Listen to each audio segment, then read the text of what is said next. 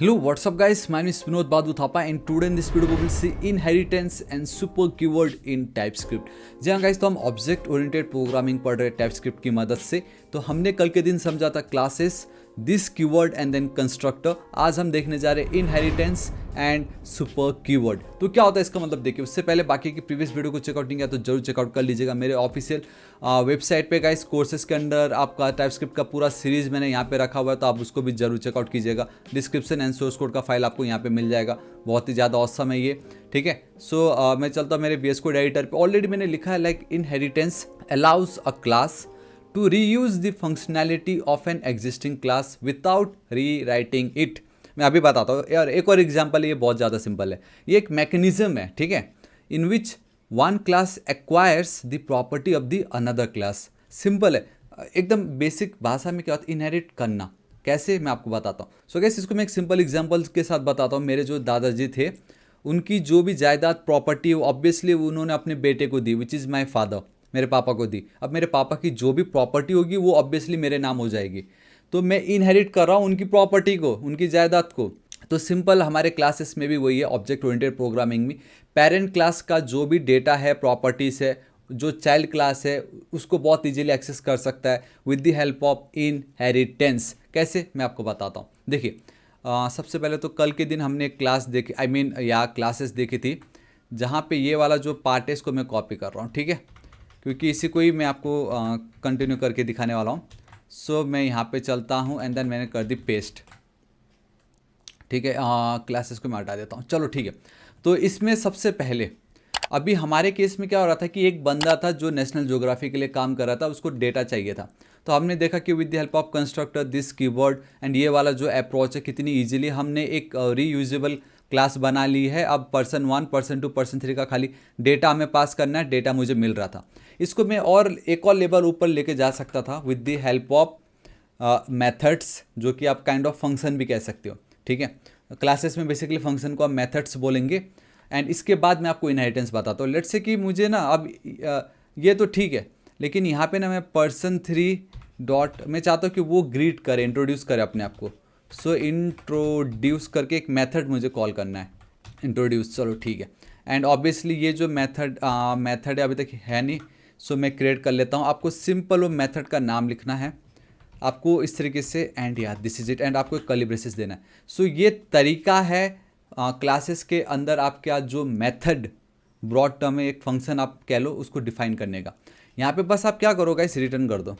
आप क्या करो, आप रिटर्न करो हमारा सिंपल एक डेटा, जहाँ पे मैं बताता हूँ डैट इज़ मेरे पास ऑलरेडी पड़ा हुआ है data.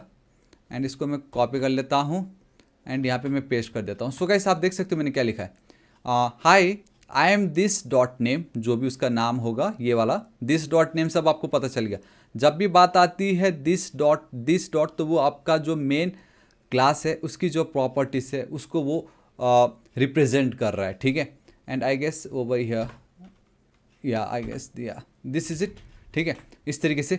So and I am this dot age years old, I love this dot hobbies dot join.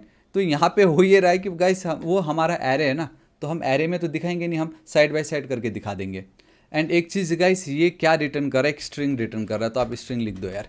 चलो ठीक है, यह मेरा काम हो गया। बहुत ज़्यादा बेसिक था, कुछ था नहीं, सिंपल टेम्पलेट लिटरल्स है। मैंने बस दिखाया कि आप एक मेथड कैसे आप यहाँ पे ऐड कर सकते हो। सो मैंने तो इस तरीके से इंट्रोड्यूस कर दी। मैं अब चलता हूँ, ऑलरेडी ये गाइस रन कर रहा है, कोई बड़ी बात नहीं है। सो कहीं ना कहीं तो भी इनहेरिटेंस बना होगा, इनहेरिटेंस, ठीक है। Let's run this program and see function introduce, okay. मैं आपको बताता हूँ क्या हो रहा है यहाँ पे।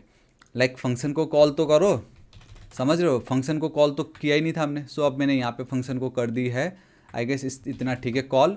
मैं यहाँ पे चलता हूँ, high I am Bahadur, I am 25 years old, I love coding comma sports, this is it, ठीक है। चलो ये तो मेरा काम हो गया, ऑलराइट। अब मुझे क्या चाहिए कि गाइस कहीं ना कहीं जो होता है ना बॉस, उसको लग रहा है यार मैंने कहा था तुझे स्टूडेंट्स का डेटा लेके आ, तो भाई ये पर्सन क्लास क्यों बनाया तूने। अब वो बंदा जो था वो थोड़ा एक्स्ट्रा स्मार्ट था, उसने बोला सर कल के दिन अगर आपने मुझे टीचर्स का बोल दिया या प्रिंसिपल का बोल दिया तो हम सेम इसी की मदद से उनको भी तो डिफाइन कर सकते हैं ना।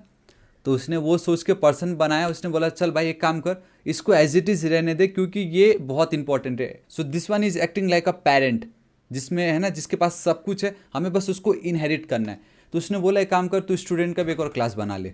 सो गाइस अब हम क्या करते हैं, अब हम एक स्टूडेंट क्लास बना लेते हैं ना। So let's go with class keyword S capital and then we have this student and या दिस इज इट, ठीक है। सो अब आप देखिए we have this person class already, है ना। एंड अब हम स्टूडेंट क्लास चाहिए क्योंकि मुझे जो मेरे बॉस ने ऑर्डर दी कि भाई मुझे ग्रेड चाहिए स्टूडेंट का, एंड हमारे इस पर्सन क्लास में ग्रेड्स नहीं है। ग्रेड बेसिकली कौन से क्लास में पढ़ रहा है ना। तो अगर आप सोच रहे हो कि मैं यहाँ पे ग्रेड ऐड कर दूँ तो मेरा काम हो जाएगा, लेकिन हम ऐसा नहीं कर सकते, समझ रहे हो, क्योंकि स्टूडेंट कौन से क्लास में पढ़ रहा है, अगर सिर्फ हम इसको स्टूडेंट मान के चलते इस क्लास को स्टूडेंट क्लास तो ठीक था, लेकिन हम तो एक जनरल क्लास बना रहे हैं ना, ये तो एक कॉमन क्लास लाइक पर्सन। कल के दिन अगर मुझे टीचर का डेटा निकालना पड़ा तो मैं टीचर में भी इसको एक्सटेंड कर सकता हूँ, टीचर बना के भी लाइक क्लास टीचर्स, है ना। मैं क्लास टीचर करके भी मैं इसके जो प्रॉपर्टीज़ है उसको इनहेरिट कर सकता हूँ, एक्सेस कर सकता हूँ। तब टीचर के केस में तो मुझे ग्रेड की कोई नीड ही नहीं है, तो इसलिए मैं यहाँ पे ग्रेड नहीं कर सकता। अगर लेट से मुझे प्रिंसिपल का भी चाहिए तो प्रिंसिपल के में ग्रेड का क्या काम, समझ रहे हो। तो अगर एक आपको लगता है कि कोई कॉमन प्रॉपर्टीज़ है तो हम उसको एक पेरेंट क्लास की तरह मानेंगे, एंड उसके बाद जो कोई छोटे मोटे एक दो एक्स्ट्रा प्रॉपर्टीज जो हमें एक्स्ट्रा लग रहा है उसका हम एक अलग क्लास बनाएंगे। अब ध्यान से देखना, अब मुझे मालूम चल गया है कि मेरा ये जो स्टूडेंट है वो इसको इनहेरिट करेगा पर्सन क्लास को। तो हम इनहेरिट करेगा बोलने से मैं यहाँ पे इनहेरिट कीवर्ड यूज़ नहीं करूँगा। Instead what I will write x tends वो क्लास का नाम, इस तरीके से person, this is it. So now मैं यहाँ पे एक एक्स्ट्रा एस ऐड कर दे रहा क्योंकि स्टूडेंट मैं ऑलरेडी कहीं और पे यूज़ कर चुका था। सो अब मेरा ये जो स्टूडेंट क्लास है उसने पर्सन क्लास के सारे प्रॉपर्टीज़ एंड मेथड्स को इनहेरिट कर ली है, मतलब एक्सेस कर पाएगा अब ये बहुत ईजीली।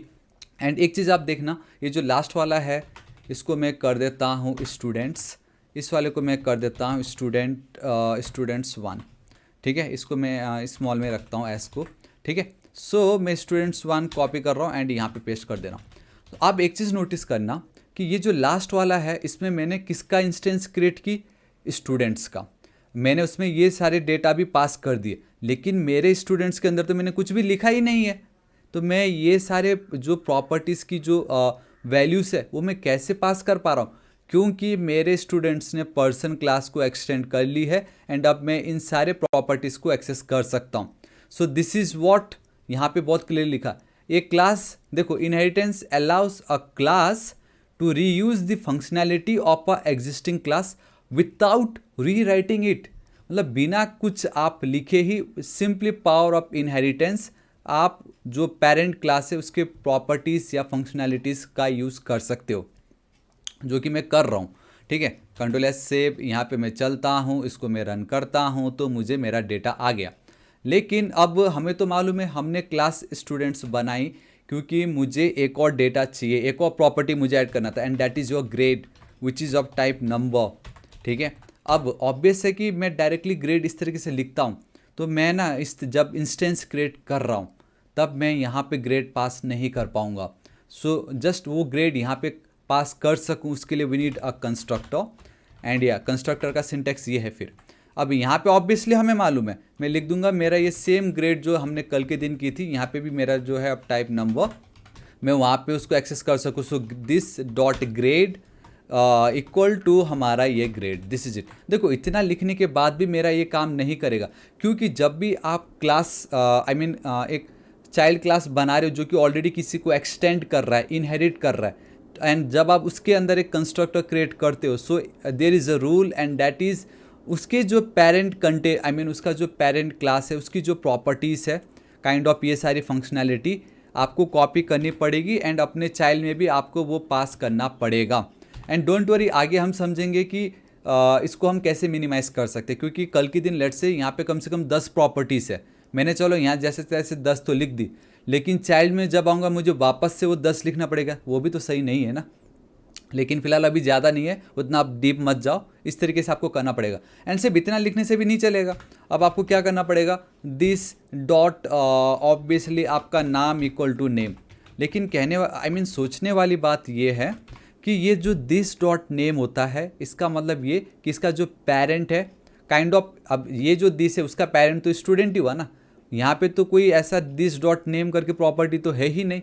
तो अब मैं क्या करूँ, मुझे ये जो नेम है, एज है एंड देन हॉबीज़ है, मुझे यहाँ तो इस तरीके से पास करना पड़ेगा ताकि मैं इस तरीके से उसको लिख सकूँ। So guys for that problem, उसको सॉल्व करने के लिए ऑलवेज मेक श्योर आपका चाइल्ड क्लास का जो कंस्ट्रक्टर का सबसे पहला डेटा होना चाहिए, पहले लाइन में होना चाहिए सुपर कीवर्ड। इसका मतलब कि अब चाइल्ड क्लास के अंदर आपका जो कंस्ट्रक्टर में आपने लिखा सुपर कीवर्ड, तो ये क्या करेगा, जिसको भी आप इनहेरिट कर रहे हो उस क्लास के ये जो प्रॉपर्टीज़ है उसको अब वो डायरेक्टली एक्सेस कर पाएगा। अब यहाँ पे आपको दिस फिश लिखने की नीड नहीं है, directly name, we have age and then आपको सॉरी इसलिए सजेशन नहीं आ रहा था, and then here we need to write hobbies, इस तरीके से, दिस इज़ इट। सो इस तरीके से गाइस आपने पेरेंट की जो प्रॉपर्टी को एक्सेस कर ली, आपके चाइल्ड को आपने इस तरीके से एक्सेस कर लिया। एंड ऑब्वियसली ये जो मेथड है ये भी तो मुझे लगेगा, तो इस तरीके से मैं इंट्रोड्यूस कर रहा हूँ। मैंने एक एक्स्ट्रा ग्रेड ऐड कर दी, मैं लिखूँगा I am in grade and we have a this dot grade, ठीक है। सो गाइस इतनी ईजिली मेरा ये काम हो चुका है, कंट्रोल एस सेव कर रहा हूँ मैं, है ना। एंड ऑब्वियसली अब होगा ये कि मुझे यहाँ पे एरर आ जाएगा, क्योंकि मैंने यहाँ पे बेसिकली मेरे स्टूडेंट्स पे मैंने टोटल 4 पैरामीटर पास की हुई है, बट यहाँ पे तो मैं सिर्फ 3 ही पास कर रहा हूँ। तो मुझे लास्ट में बोलता हूँ कि भाई मैं 10th क्लास में हूँ, बल्कि नहीं हूँ, मैं जस्ट लिख दिया मैंने। तो अब बहुत ईजिली जब मैं इंट्रोड्यूस को कॉल कर रहा हूँ तो वो मेरे स्टूडेंट्स वाले इंट्रोड्यूस मेथड को कॉल करेगा, ना कि मेरे पेरेंट्स को, क्योंकि मैं स्टूडेंट का इंस्टेंस क्रिएट करके उसमें मैंने उस इंट्रोड्यूस मेथड को कॉल की है। तो मैं यहाँ पे चलता हूँ, रिफ्रेश करता, हिट करता हूँ। So hi, I am Bahadur, I am 25 years old, I am in grade 10, I love coding and then sports. So this is your inheritance and this is your super keyword. I love basically ये वाला I am in grade, ये वाला है ना। अगर let's see ये अगर आपका एकदम लास्ट में होता ना तो मैं एक और चीज़ कर सकता था, एंड डैट इज़ कि इतना लंबा चौड़ा लाइन जो कि क्यों लिखूँ मैं, इसके बदले मैं डायरेक्टली पता है यहाँ पे क्या कर सकता था गाइस, मैं डॉलर इस तरीके से we have a super keyword, you know we have a super keyword dot, ये देखो इंट्रोड्यूस। जैसे यहाँ पे मैंने सुपर में पास कर दी प्रॉपर्टीज़, उसी तरीके से मैं उसके जो मेथड्स है उसको भी मैं एक्सेस कर सकता हूँ। सो मैंने बोल दिया कि जब भी मैं स्टूडेंट्स के इंट्रोड्यूस मेथड को कॉल करूँगा, सबसे पहले तो वो मेरे पेरेंट्स सुपर डॉट इंट्रोड्यूस मेरे पेरेंट्स के इस मेथड को कॉल करेगा, जहाँ पे ये लाइन मुझे मिल गया, उसके बाद मैंने लास्ट में ये लाइन ऐड कर दी। सो कंट्रोल एस सेव, यहाँ पे हम चलते हैं, है ना। अब मैं यहाँ पे इसको रन करता हूँ। सो देखो again I am going to get this same output, it just I am in grade 10 बाद में आएगा, क्योंकि मैंने एक अलग सा पेरेंट्स का इस तरीके से कर दी है, ठीक है। सो या गाइस दिस इज इट, आज इस वीडियो के लिए इतना ही। होप आपको वीडियो पसंद आएगा एंड धीरे धीरे आपको पता चला होगा कोई भी कॉमन चीज़ अगर आपको मिल गई, जैसे लाइब्रेरी मैनेजमेंट, स्टूडेंट मैनेजमेंट, जहाँ पे एक कॉमन प्रॉपर्टीज़ मेथड्स को आप एक क्लास में बना के रख दीजिए, एंड उसके बाद छोटे मोटे क्लास आप बनाओ, एंड देन इस तरीके से आप उसको इजीली एक्सेस कर सकते हो, यूज़ कर सकते हो। सो आई होप गाइस आपको आज का वीडियो बहुत ज़्यादा पसंद आएगा, क्योंकि कल एंड आज के वीडियो में हमने ऑब्जेक्ट ओरिएंटेड प्रोग्रामिंग समझा। एंड ये जो ऑब्जेक्ट ओरिएंटेड प्रोग्रामिंग हम समझ रहे हैं ना, ये सिर्फ टाइपस्क्रिप्ट तक सीमित नहीं है, ये आपका सी, सी प्लस प्लस, जावा, सी सब, हर जगह जहाँ पे भी ऑब्जेक्ट ओरिएंटेड प्रोग्रामिंग का कॉन्सेप्ट आएगा, यही सेम फंडा वहाँ पे भी इम्प्लीमेंट होगा, यूज़ होगा। सो हमने देखा क्लास क्या है, कंस्ट्रक्टर देखा, दिस कीवर्ड देखा, आज हमने एक्सटेंड्स देखा, सुपर कीवर्ड्स को समझा, एंड इतना भी अगर आप समझ गए तो it is more than enough. आप आगे हम एक्सेस मॉडिफायर एंड वो सब देखेंगे, बट आई होप वीडियो आपको बहुत पसंद आया होगा। सो गाइस बताना चाहूँगा सोर्स कोड आपको मिल जाएगा मेरे वेबसाइट पे, है ना। ऑलरेडी सोर्स कोड का मैंने सेल भी चलाया हुआ, सिर्फ 199 रुपीज़ में मोर देन 10 लैंग्वेजेस का प्रोजेक्ट्स है, जो कि कहीं नहीं मिलने वाला, आप प्लीज़ चेकआउट कर लीजिएगा, है ना। सो गाइस वीडियो पसंद आए तो लाइक कर दीजिएगा, दोस्तों के साथ शेयर एंड कमेंट कर दीजिए। नेक्स्ट टारगेट है 6 लाख सब्सक्राइबर, अभी तक सब्सक्राइब नहीं किया तो प्लीज़ कर दीजिएगा। मिलता हूँ मैं आपको नेक्स्ट वीडियो में। Till then guys, thank you so much, take care.